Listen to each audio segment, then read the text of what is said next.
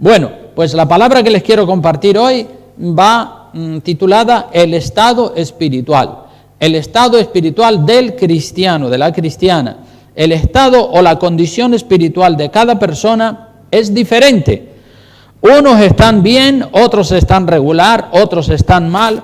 Cada cual debe saber cómo está su vida espiritual ante los ojos del Señor. Es como la salud del cuerpo, ¿verdad? Cada persona sabe si está a gusto, sabe si está triste, sabe si le duele la cabeza, si le duele el estómago. Es decir, cada cual se conoce a sí mismo.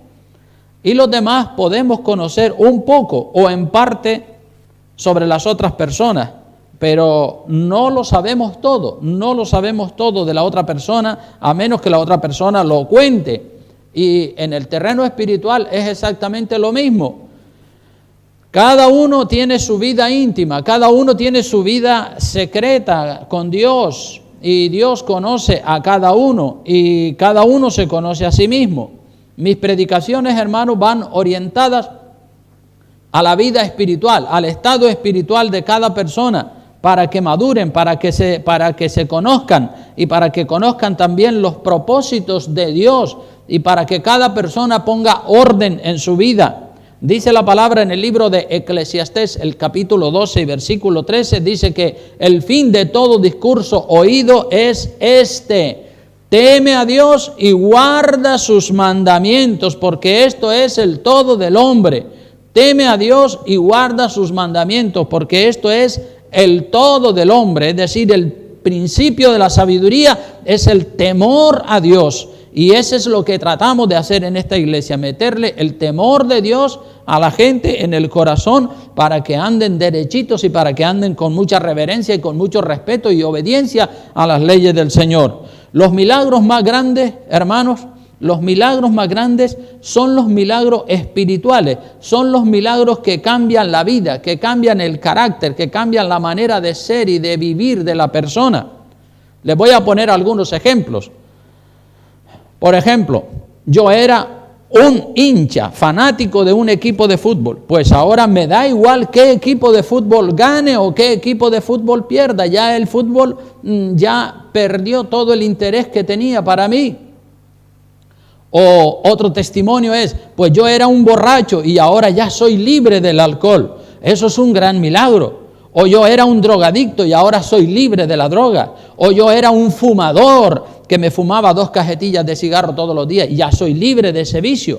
O yo era un presumido que quería llamar la atención sobre mi vida y ahora ya no soy el presumido de antes, ahora soy una persona humilde. Yo era un orgulloso, no aceptaba ninguna autoridad sobre mi vida, pero ahora me dejo tratar. Esos son milagros tremendos, milagros que tienen que ver con la vida, con el carácter de la persona.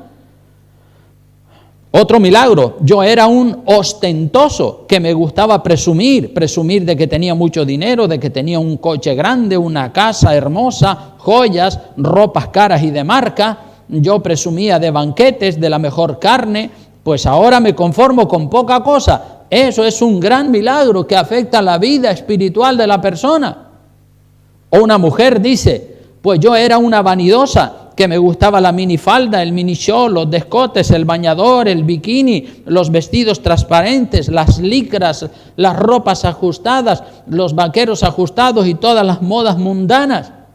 Me gustaba pintorrearme ojos, uñas, pestañas, labios. Me gustaba el maquillaje, la liposucción y tener un cuerpo sexy, un cuerpo del 10 para que los hombres me echaran piropos. Pero ahora soy una mujer diferente, ya me preocupo mucho más de mi vida espiritual, soy más humilde, más noble, más santa, más decente, más pura de sentimientos. Ya tiré a la basura tanta bisutería, zapatos de tacón de aguja, pintura, ropas indecentes. Eso es un milagro que afecta el carácter de la persona, el sistema de vida de la persona. Y esa mujer dice, pues soy libre de la vanidad. Como digo, eso es un milagrote más grande que el haber sido sanada de úlceras en el estómago o que el haber sido sanada de un cáncer de pecho. Porque los milagros importantes son los que afectan el carácter, la vida íntima de la persona, la manera de vivir. Esos son los verdaderos milagros. Otra mujer da su testimonio y dice, pues yo era una adicta a las telenovelas, no me perdía ni un solo capítulo de la serie. Ahora soy una mujer diferente. El tiempo que le dedicaba a ver la telenovela, ahora se lo dedico a mi Dios, a orar y a leer la Biblia. Eso es un gran milagro. Otro varón da testimonio y dice, pues yo era un amante de la pornografía. Yo tenía el pecado de la lujuria de los ojos, miraba y remiraba las bonitas piernas y las caderas de las mujeres una y otra vez y las volvía a mirar. Pues ahora no, ahora bajo la vista al suelo para no mirarlas y para no pecar con mis ojos, como dice Mateo 5, 27 y 28. Ese es otro milagro tremendo. Estoy teniendo dominio propio, control sobre mis ojos y sobre mis instintos carnales malos.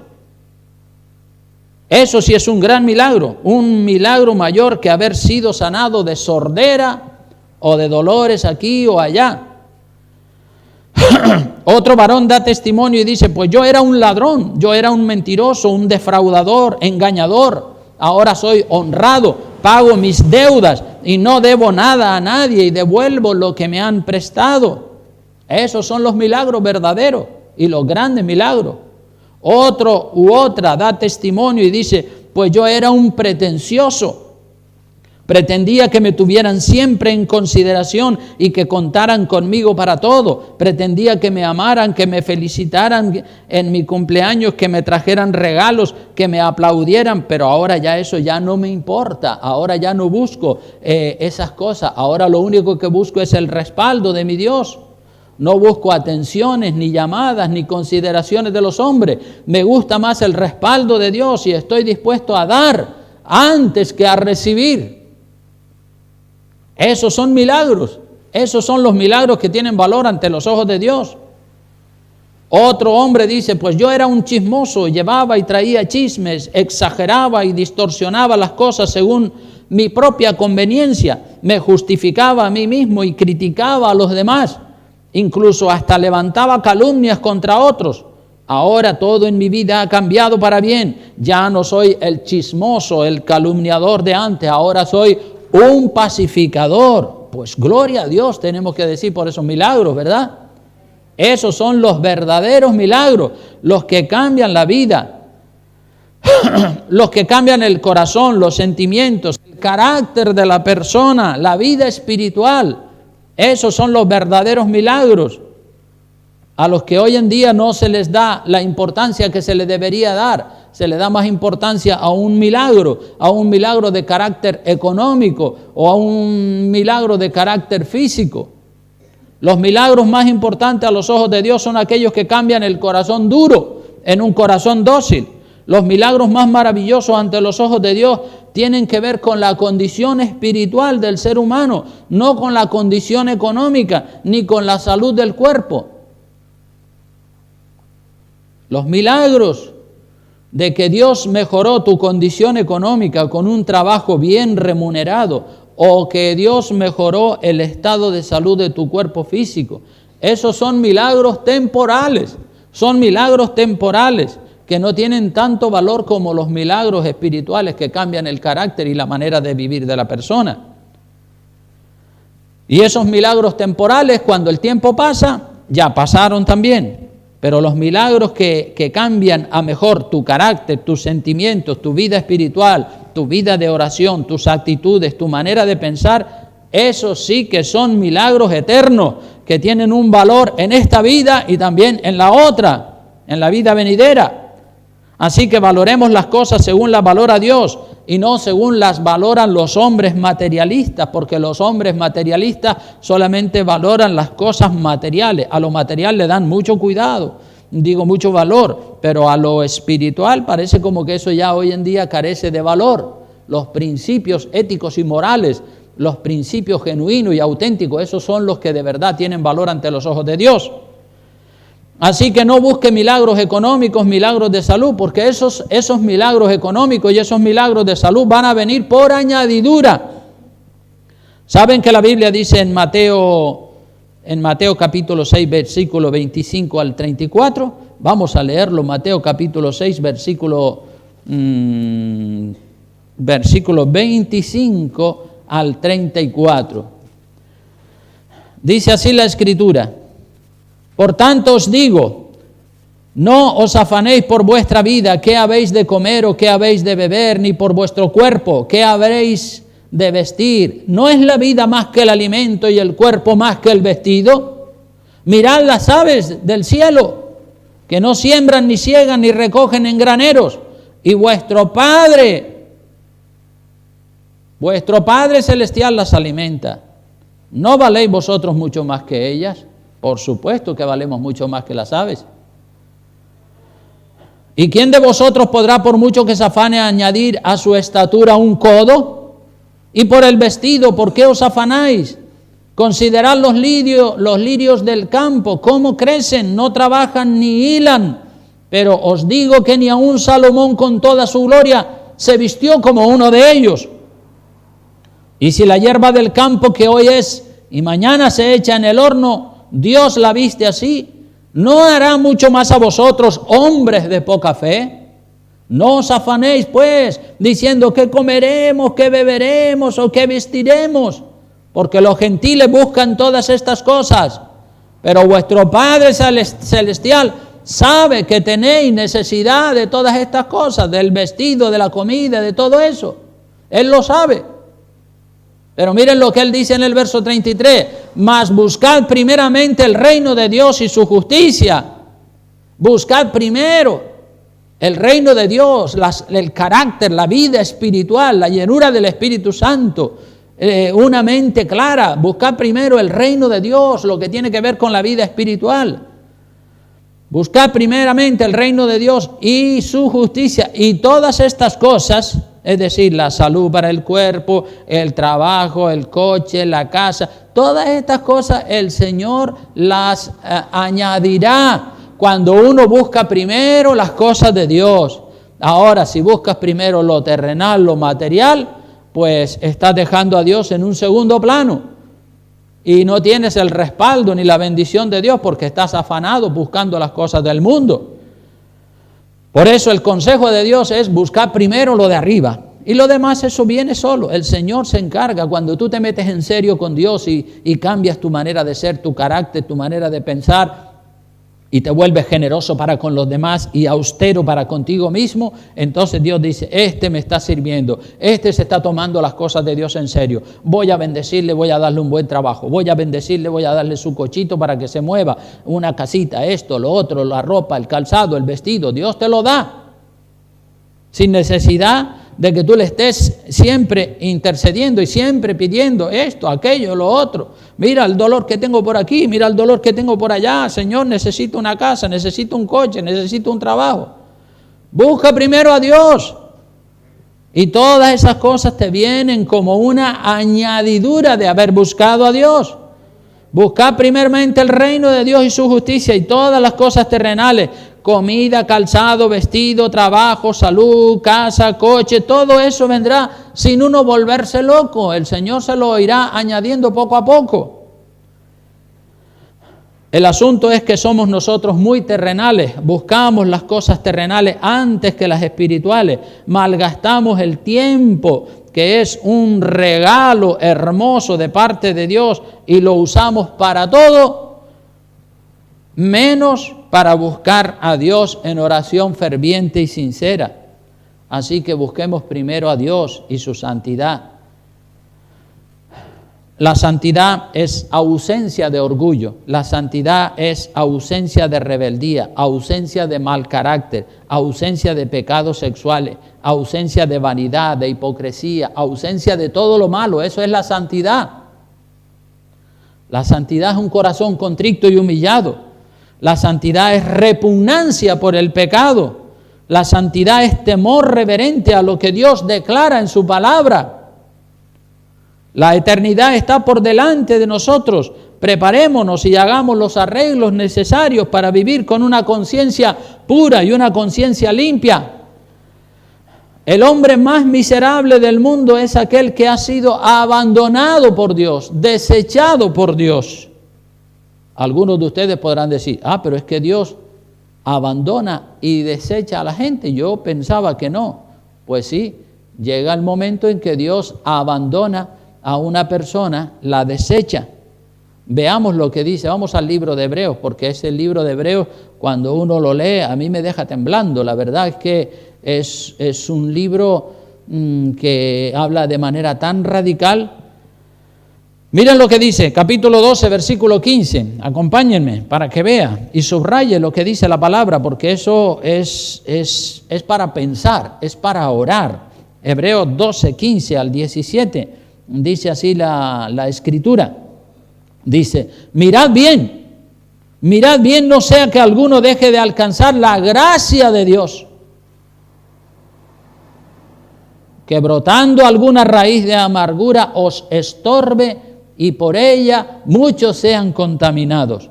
No sea, verso 16, que haya algún fornicario o profano como Esaú, que por una sola comida vendió su primogenitura, porque ya sabéis que aún después, deseando heredar la bendición, fue desechado y no hubo oportunidad para el arrepentimiento, aunque la procuró, ¿con qué dice?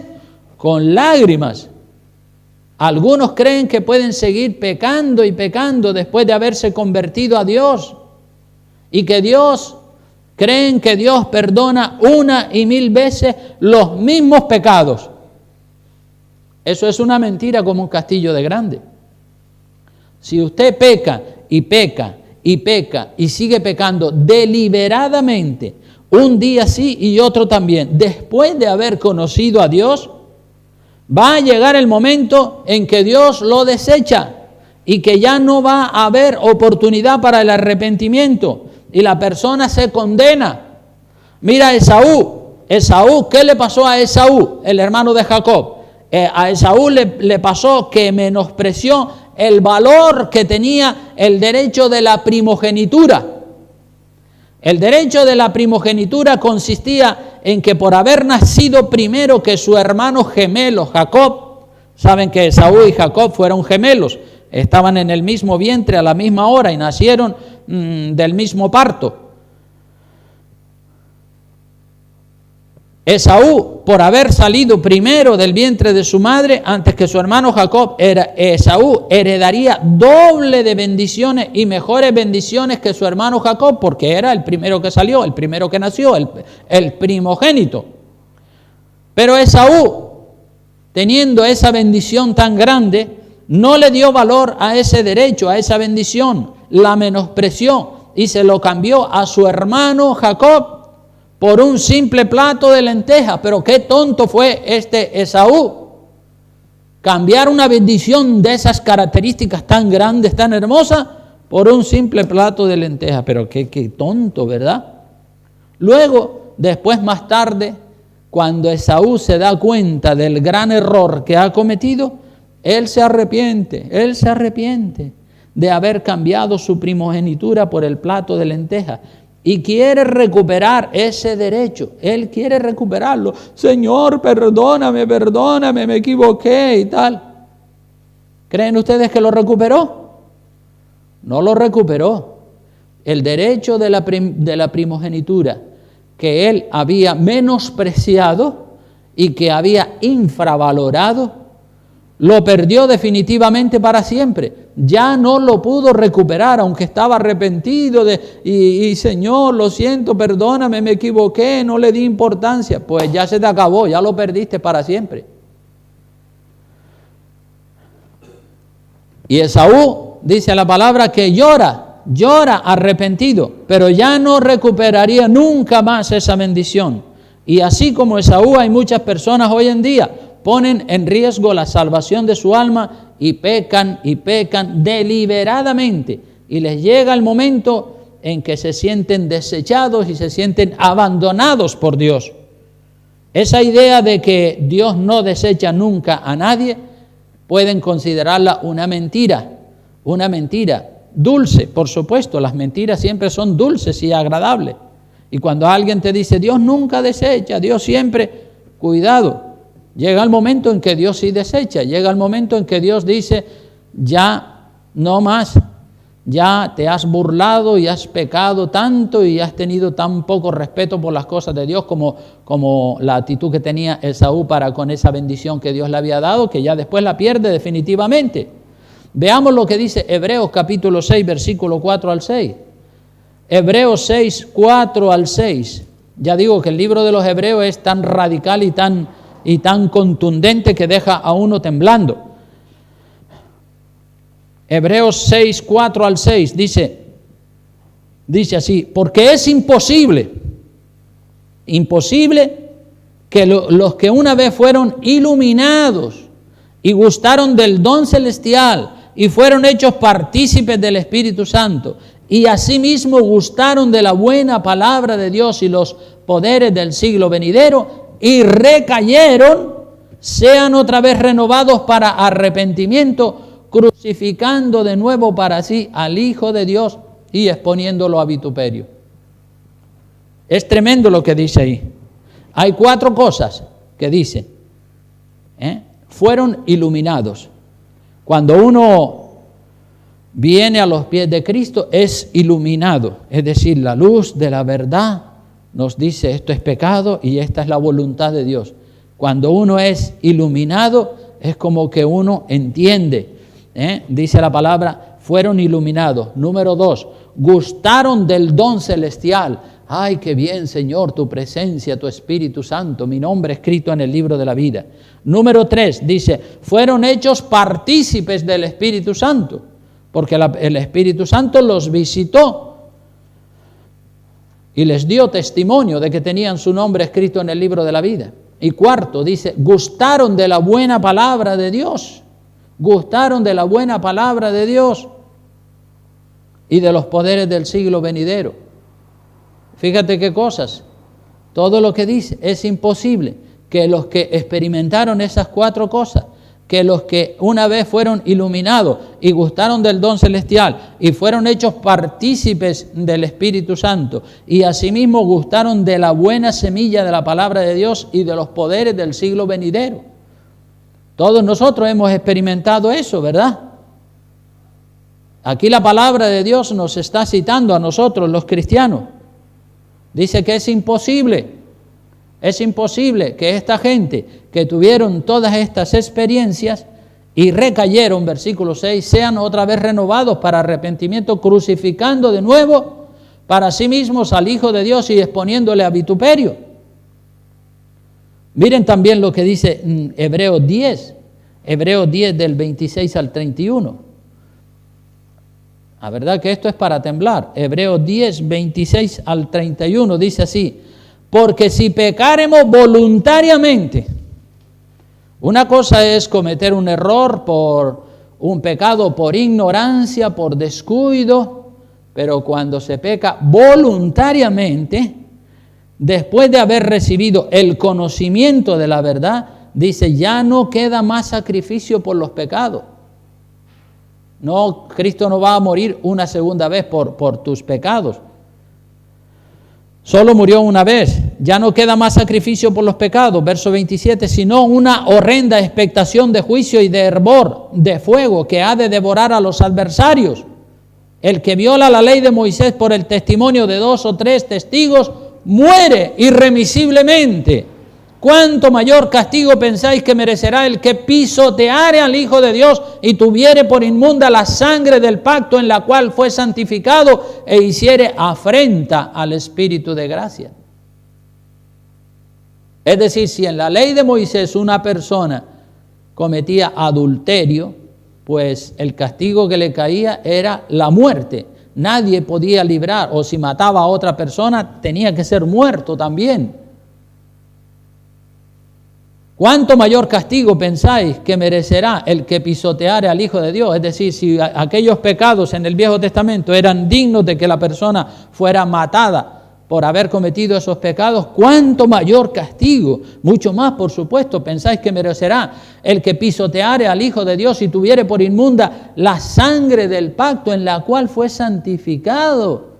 Oye, que Dios te lavó de tus pecados y ahora tienes esa sangre por inmunda y haces afrenta al Espíritu de gracia. Conocemos, verso 30, al que dijo, mía es la venganza, yo daré el pago, dice el Señor. Y otra vez el Señor juzgará a su pueblo.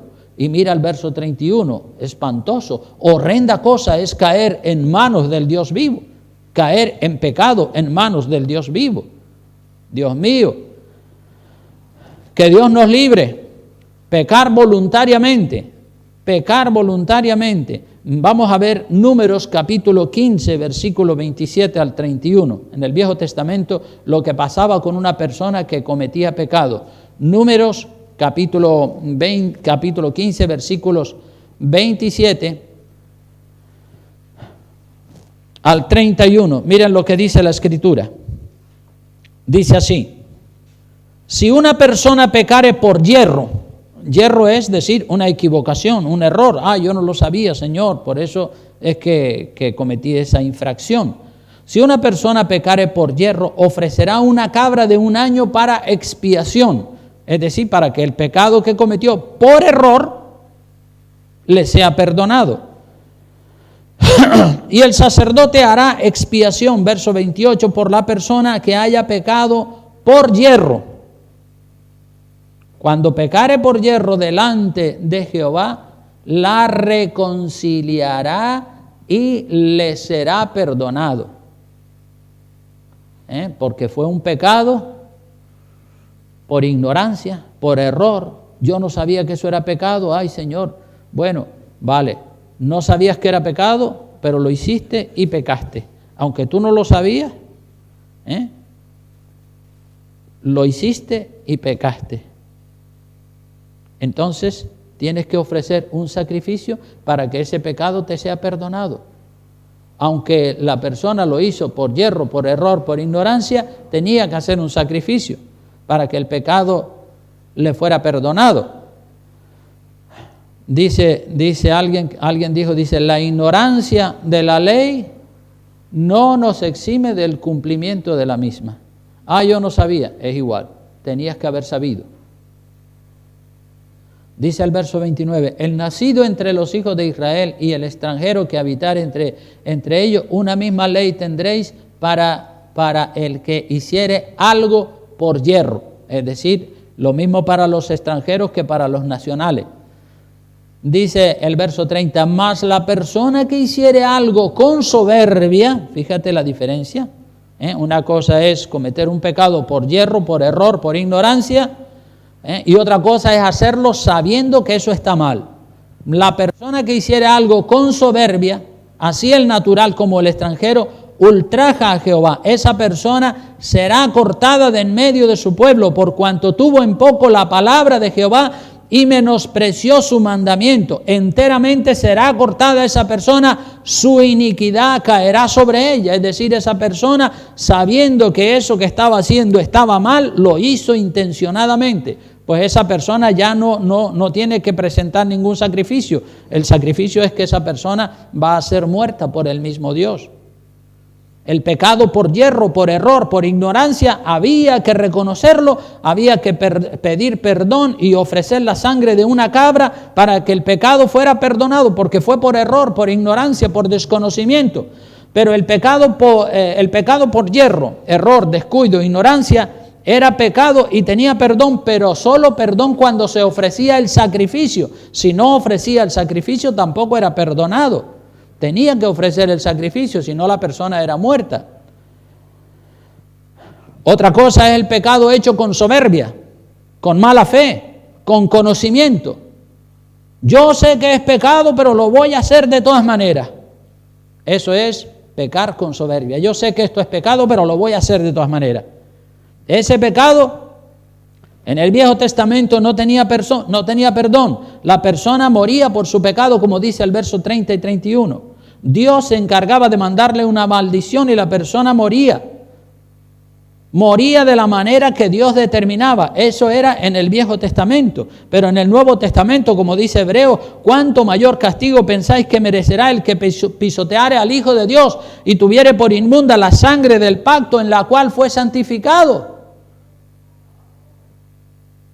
¿Cuánto mayor castigo? Es decir, el que en el Nuevo Testamento, sabiendo que algo está mal, lo hace, pues merecerá un castigo mucho mayor. Así que según estos pasajes que hemos leído, vemos claramente que Dios desecha a determinadas personas que pecan y siguen pecando deliberadamente, voluntariamente, después de haber conocido el camino de la verdad, después de haber tenido conocimiento de la palabra de Dios, pecan y creen que Dios siempre está para perdonar. Llega el momento en que Dios dice, ya está bien, este está profanando el nombre de Dios, este no tiene temor de Dios, este sabe que lo que está haciendo está mal y se cree que yo siempre lo voy a estar perdonando. Dios desecha a la persona. Ya no queda más sacrificio por el pecado, es decir, ya no hay perdón para la persona. Hay personas que, estando vivas, Dios las desechó. Judas jugó con el pecado. Judas jugó con el pecado y perdió la salvación. Terminó condenado para siempre. Mira Juan 17:12. Juan capítulo 17, versículo 12. Judas fue desechado por Dios antes de morir. Juan 17:12 dice, cuando estaba con ellos en el mundo, yo los guardaba en tu nombre. A los que me diste, yo los guardé, y ninguno de ellos se perdió, sino el hijo de perdición, para que la escritura se cumpliese. Judas, el hijo de perdición, se perdió. Dios, hermanos, Dios es el único que sabe cuando una persona está desechada definitivamente por Dios. Hay una línea roja, y cuando usted traspasa esa línea roja con la repetición voluntaria de su pecado, con su obstinación, con su testarudez, llega el momento en que ya no hay oportunidad para el arrepentimiento y la persona se condena definitivamente, como el caso de Esaú que leímos, ¿verdad? Esaú menospreció la primogenitura, la menospreció, la cambió, la vendió por un plato de lentejas y perdió su salvación para siempre, perdió el derecho de la primogenitura. Como leímos en el capítulo 12 de Hebreos, versículos 16 y 17. Entonces, hermanos, ya voy concluyendo. Yo no me atrevo a dar un veredicto, yo no me atrevo a dar un diagnóstico sobre la vida de ninguna persona, sobre si está bajo la misericordia de Dios o está bajo condenación. Sé que hay personas que ya están bajo condenación. ¿Quiénes son? No lo sé. Cada cual sabe cómo está su vida y Dios sabe cómo está la vida de todos los habitantes de la tierra. Pero es evidente que muchos personajes de la Biblia fueron desechados por Dios antes de morir, porque fueron rebeldes, fueron obstinados, fueron testarudos, desobedecieron la voluntad de Dios en numerosas ocasiones y sabiendo que lo que hacían estaba mal, fueron reincidentes, es decir, repitieron su pecado sabiendo que lo que hacían estaba mal, lo siguieron repitiendo una y otra vez sin ningún respeto por las leyes de Dios y se condenaron en el fuego del infierno para siempre. Algunos de esos personajes fueron Coré, Datán y Abirán, los que se rebelaron, la conspiración que levantaron contra Moisés en el desierto. Ya esos estaban desechados por Dios, hasta el punto que Dios abrió la tierra y se los tragó y descendieron vivos al infierno. Balaam, el famoso profeta adinerado que le gustaba mucho el dinero, este también se condenó. Judas, el traidor. Saúl, el primer rey de Israel, obstinado, él mismo se suicidó. Balaam, el profeta, el de la burra, como le conocen todos, él se ganó el premio de la maldad y estará para siempre en las partes más horribles, más bajas del infierno. Miren lo que dice Segunda de Pedro 2:15. Segunda de Pedro 2:15 habla de que Judas se ganó el premio de la maldad, es decir, él fue el número 1 de la maldad. Segunda de Pedro, capítulo 2, versículo 15, dice así: han dejado el camino recto Lo han dejado, es decir, andaban por el camino recto, pero lo han dejado a un lado. Y se han extraviado siguiendo el camino de Balaam, hijo de Beor, el cual amó, fíjate lo que dice, amó el premio de la maldad. Y fue reprendido por su iniquidad, pues una muda bestia de carga, hablando con voz de hombre, refrenó la locura del profeta. ¿Qué cosa? Una burra hablando. Un animal, una burra hablando, refrenó la locura del profeta. Pero se fue al infierno porque ganó el premio de la maldad. Y es así, hermanos, es así. Cuidado, cuidado con el pecado. La persona que repite el pecado una y otra vez y lo hace voluntariamente, se juega la salvación del alma. Y cuando después venga a arrepentirse, ya no se puede arrepentir porque ha pecado tanto, sabiendo que lo que hace está malo, que después le predicas la palabra y ya no la puede recibir. No tiene conciencia de pecado, ya está como con la mente cauterizada. A lo malo llama bueno y a lo bueno llama malo. Ya es como que esa persona está desechada para siempre. Uno a lo mejor lo sospecha o lo presiente y uno dice, pues me parece a mí que ya se perdió definitivamente, ¿verdad? Porque después de haber conocido la verdad, la rechaza, no ama a Dios, no se quiere arrepentir, sigue pecando y pecando y pecando, sabiendo que su pecado está mal. Pues le viene a pasar lo que le pasó a Esaú, ¿verdad? Que después, ay Señor, perdóname, yo no sabía que valía tanto el derecho de la primogenitura. Pues ya lo perdiste para siempre. Haberlo valorado, haberlo tenido en consideración. Hebreos 2:3 dice, ¿cómo escaparemos nosotros? ¿Cómo escaparemos nosotros si menospreciamos una salvación tan grande? No hay manera de escapar.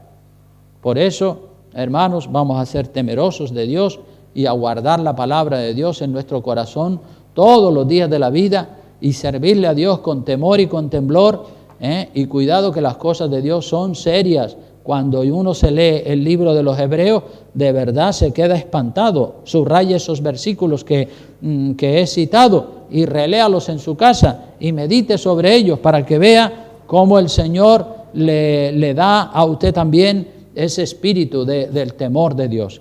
Que el Señor los bendiga ricamente. Vamos a estar en pie para terminar con una oración y darle gracias al Señor por este precioso momento. Y luego, como dije, si alguno se quiere llevar un folleto o dos de la fiesta de Halloween, lo peligrosa que es esa fiesta de tinieblas, pues aquí los tengo para que se los lleve y los reparta, invite gente a la iglesia. Padre, gracias, Señor.